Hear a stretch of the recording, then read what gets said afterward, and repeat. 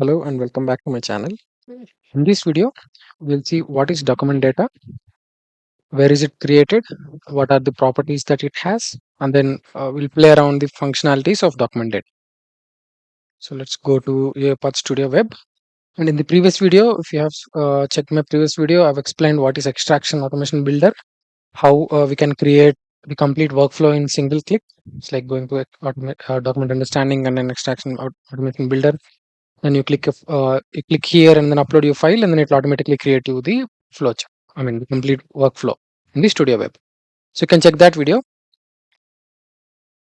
We saw what download storage file activity does, and then where will the files will be stored. The one which you upload here, where will it be stored? And then we've gone through the overview of this entire workflow. In this video, we'll see what is document data and then where is it created.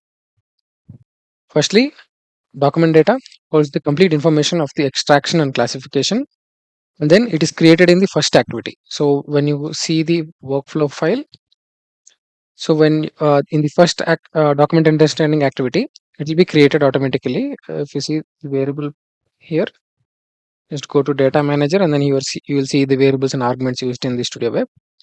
So this activity, extract document data, which extracts the complete information, automatically created a variable called extracted results, which you can see here, and then it is type of document data.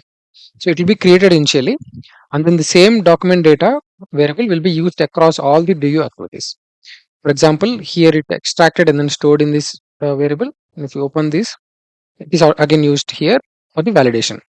Similarly, if you have classification step, again the same will be used. So single document data will be created in the first DU activity, and then uh, for all the rest of the DU activities, we'll use the same variable.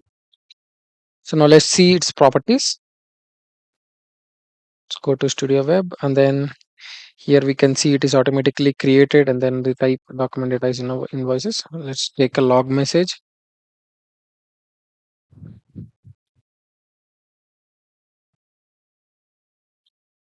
And then if you want to explore the properties of that, just click over here, and then where is it created? So it was created in the activity called extract document data. So click here and then go to that activity, and then you can see the variables that are available. You click on that, and here you can see all the possible properties. For example, under document type, we have name, confidence, URL. Under data, you'll see all the extracted data. Similarly, under file details, you'll see the local path, full name, and you can explore by yourself. So now let's try the confidence and URL, or maybe confidence and name. So document type. So we here we are not classifying; we're just extracting the data. So it might not give you the confidence. Let's see. Let's try it out. And we'll see two options here in Studio Web: run and then run step by step. If you click step by step, it will execute, and then it will stop here, and then you can just click just like how we debug, just click over, and then it will continue with one after the other. If you want to stop, you can just use a breakpoint. Just toggling the breakpoint here, and then you can click on run. Here, even if you run, if you click on run, the breakpoint will stop.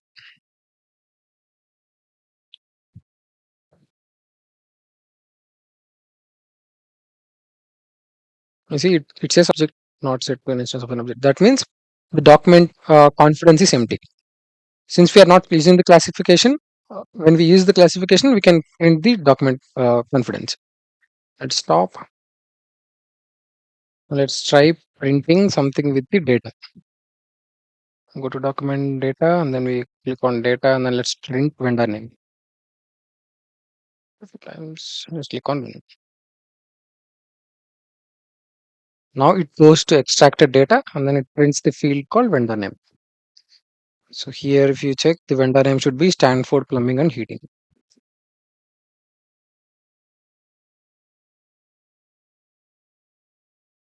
And stopped, and then it printed Stanford Plumbing and Heating. Additionally, we can use the watches panel. So you can go to open watches panel, and then we can just use the expression here when bot is running, and then it will directly print the value. For example, I kept the breakpoint here. Running now.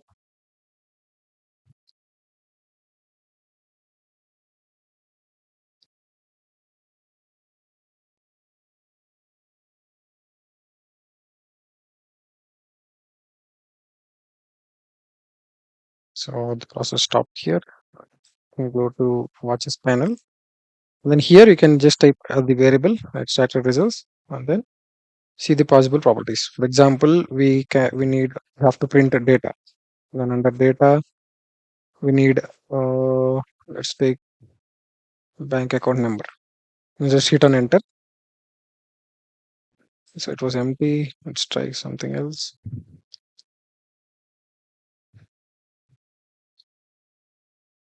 Data dot